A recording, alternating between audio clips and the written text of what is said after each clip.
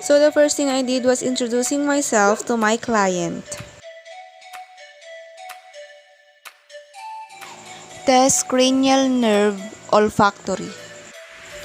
Then test cranial nerve 2 optic. Ask the client to read a newspaper or magazine paragraph to assess near vision. Assess cranial nerve 3, the oculomotor. Assess the cranial nerve 4, the trochlear.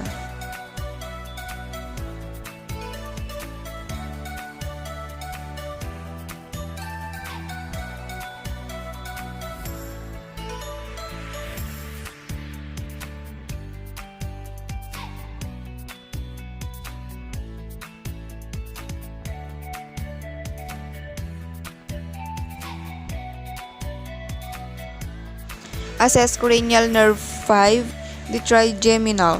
Test motor function. Then test sensory function.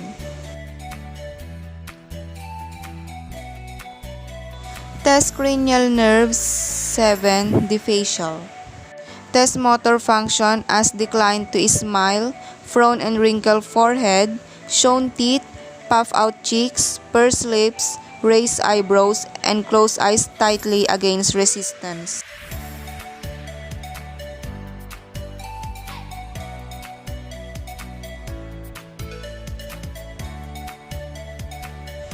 Test the cranial nerve 8, acoustic or vestibulocochlear. Test the client's hearing ability in each ear and perform the Weber and Rene test to assess the cochlear component of cranial nerve 8.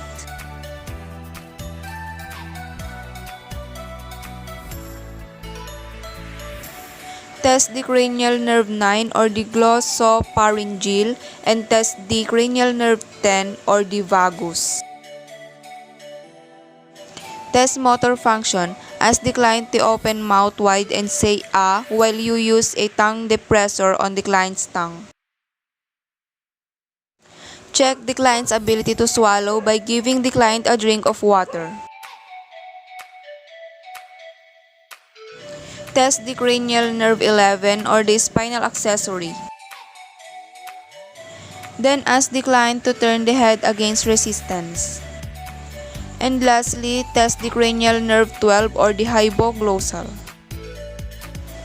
In motor and cerebellar systems, assess condition and movement of muscles, assess the size and symmetry of all muscle groups, and assess the strength and tone of all muscle groups. Then note any unusual involuntary movements such as fasciculations, tics, or tremors.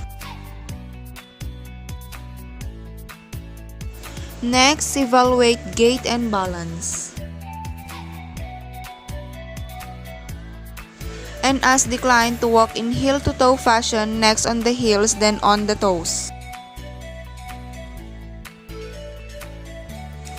Then perform the Romberg test. Ask the client to stand erect with arms at side and feet together.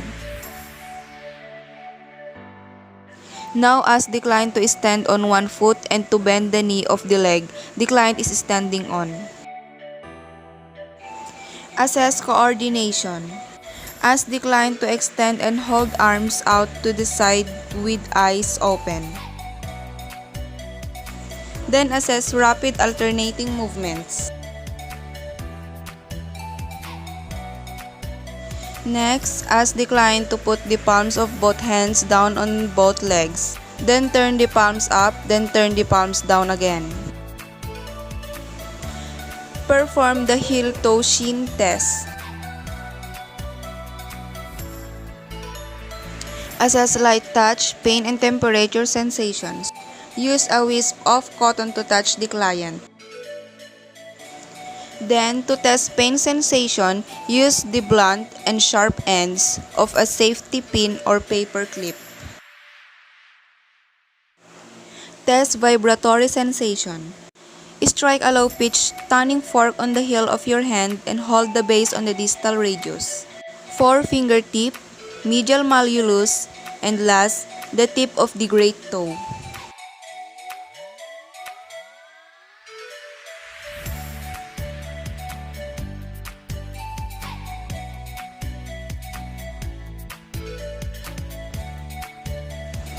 Test sensitivity to position. Then, assess tactile discrimination or define touch. To test graphesthesia, use a blunt instrument to write a number such as 2, 3, or 5 on the palm of the client's hand. 2-point discrimination can be determined on the fingertips, forearm, dorsal hands, and back or thighs.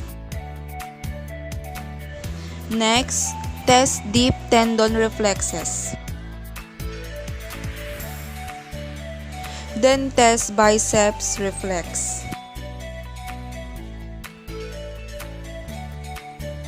Then assess the brachioradialis reflex.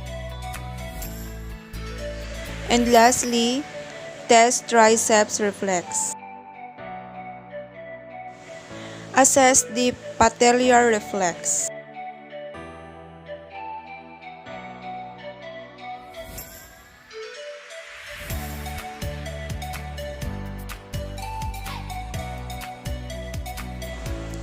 And test the Achilles reflex.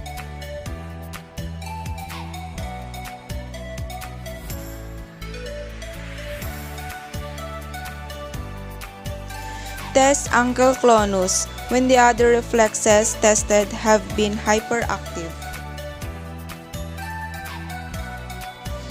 Next, test superficial reflexes. With the end of the reflex hammer or tongue blade, stroke the lateral aspect of the sole from the heel to the ball of the foot, curving medially across the ball. Repeat on the other side. This evaluates the function of spinal levels. And lastly, test the abdominal reflex and test the cremasteric reflex in male clients.